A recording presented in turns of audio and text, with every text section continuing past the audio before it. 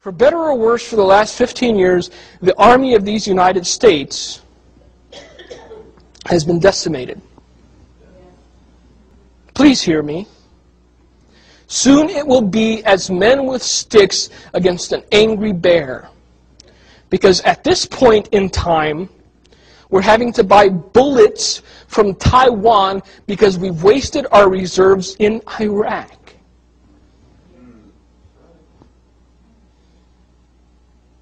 Are you understanding me? Yes.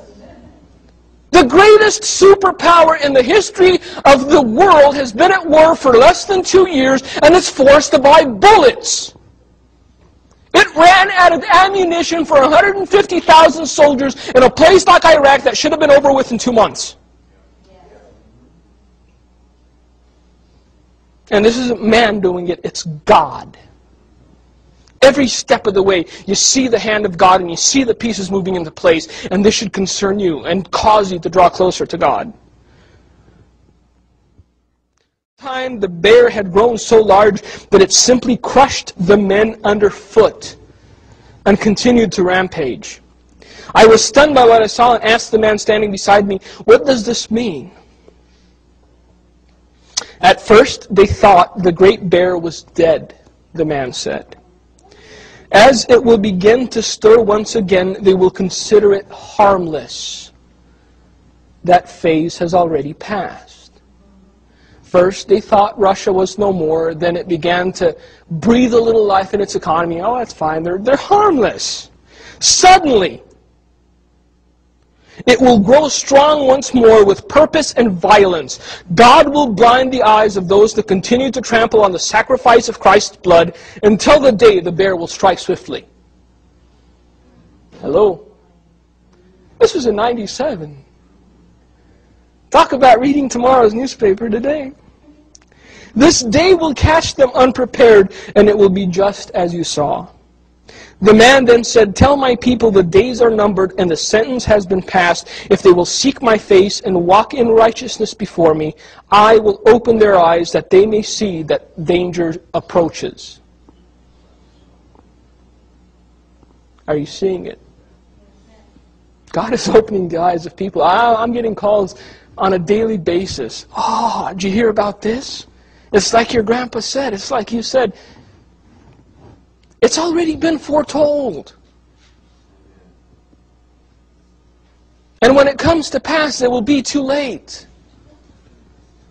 I get, "Oh, how do I know your grandpa, was a true prophet?" Other than the fact that the man suffered more than any other living man that I know. And the fact that I knew him as my grandfather and traveled with him for 10 years and saw his life as a Christian. The only other way you will know that everything he said was true is when this nation is bombed and judged. Then it will be too late. I don't want, "Oh, Duduman was right. We're now a carcass." That's not what I want. Repent so that it doesn't happen. I will take the mockery and the rebuke. Just repent. Please, repent. Only in righteousness will they find safety. Suddenly, I was once again by myself in my room, on my knees, with sweat covering my face. The end. We're seeing the danger approach. Even our beloved government is seeing it, and they just don't want to scare you. A lot of us have mean things to say about the current government and the past government.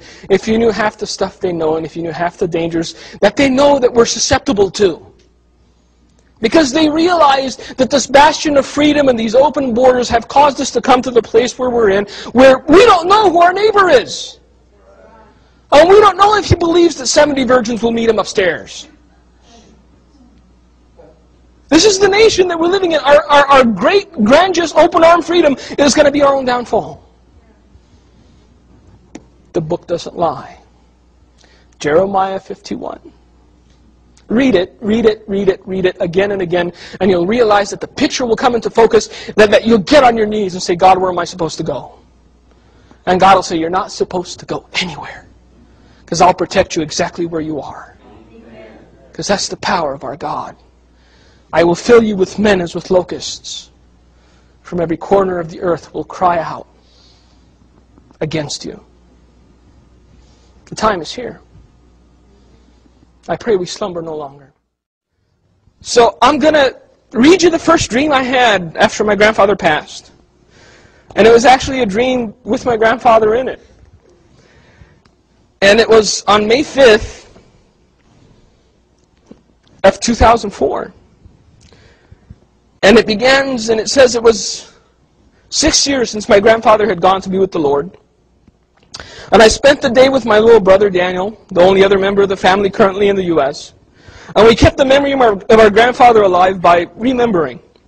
We remembered him not as Reverend Duduman or the Romanian man who had dreams, but as what he was to us, Grandpa. Because a lot of people, they get very excited. Oh, you worked with Dumitri. He was my grandpa. Everybody here had a grandpa, and they know what grandpa was.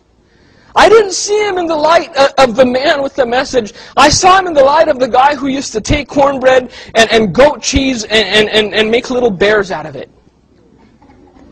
That's the light I saw him in. He was grandpa to me.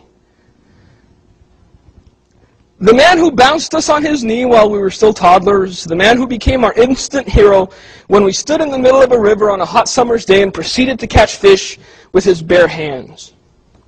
It was a good time of bonding for us as brothers, and we both came away with the conclusion that even after all this time, we still missed him a great deal. That night after prayer, I went to bed and I had a dream. I dreamed I was on a very high ridge with a great valley spanning out beneath me. The sky was calm, the night was calm, the moon and stars were shining brightly in the sky. And as I looked around trying to get my bearings, I was stunned to see my grandfather standing next to me.